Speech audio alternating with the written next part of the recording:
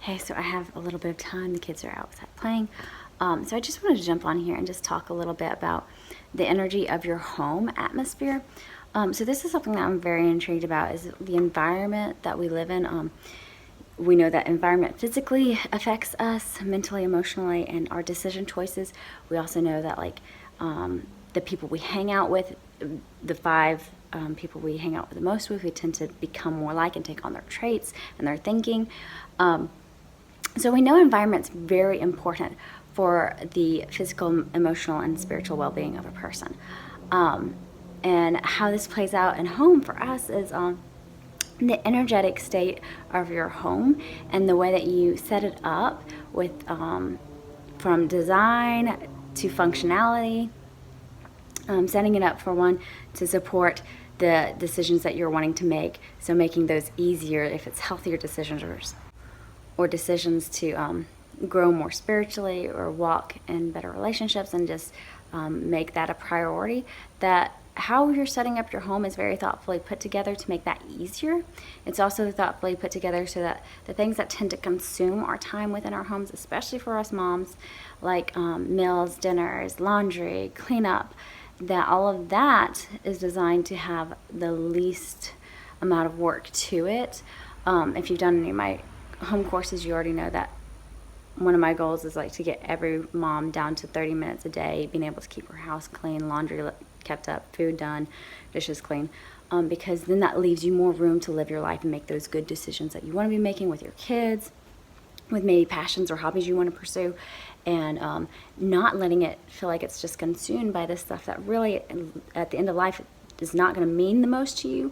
But it's also not surrendering to the fact that our lives and motherhood are just chaos and messy, and you can never be put together, because to be quite honest, we don't function at our best in a messy state. It creates chaos in the mind, mentally, and even emotionally. So it's just not a healthy place for you to live environmentally with really messy, chaos driven home. So I don't want moms to feel because I feel that is the other message, is you just surrender into this is how life is and everything's out the window. I don't think you have to do that.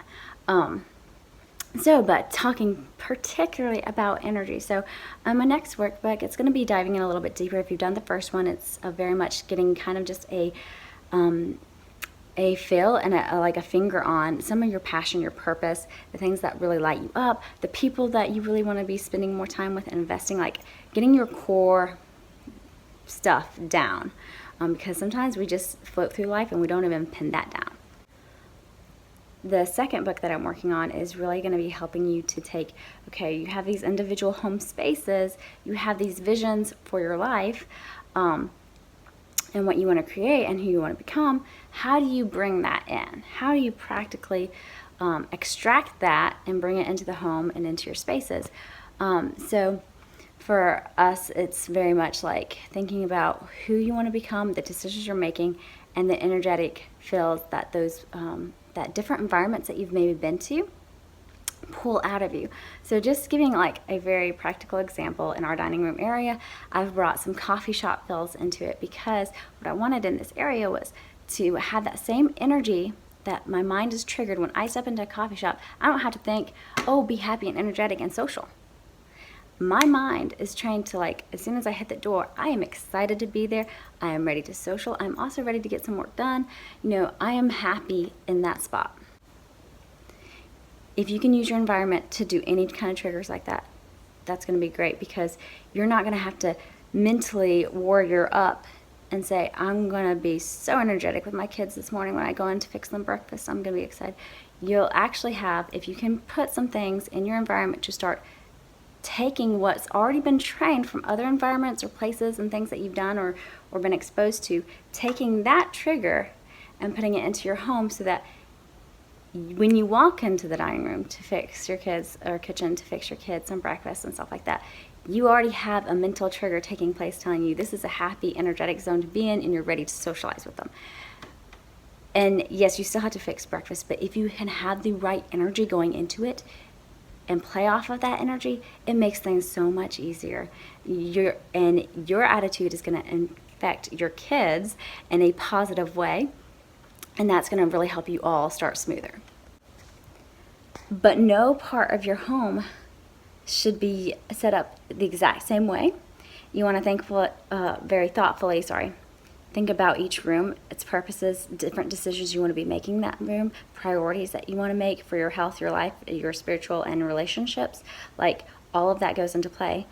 And then you're going to think about different ways that you're going to set up each of those environments so that when you're in that zone, you are playing off of energies that you have already learned throughout different exposures in your life, that you don't have to tell yourself, hey, be this way or think this way. You are prone to already be in that zone mentally and emotionally. And that's going to help you feel better in these spaces, take action on the things you want to take action on, have the right energies coming to you in these spaces, and helping promote that within your home. So I'm so fascinated by that, the home environment fascinated by the home environment and energy of spaces, and how we, especially as mothers, can like pull that in so that it really helps and compels us to rise and do better and live better and be more intentional and purposeful versus just riding the current.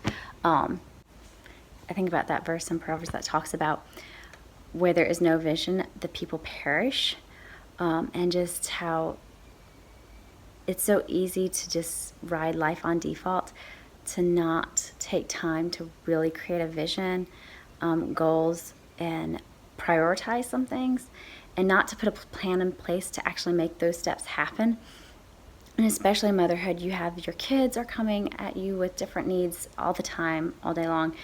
And it's so easy to get just pulled to whatever direction pulls on your sleeve next, and to not make some of the most meaningful things happen, and the things that you know you have to shift in your life in order to be where you want to be and be who you want to be and have experienced the life that you want to have experienced at the end of your 80, 90, 100 years. And you want to have known that you used your life very purposefully and didn't waste it.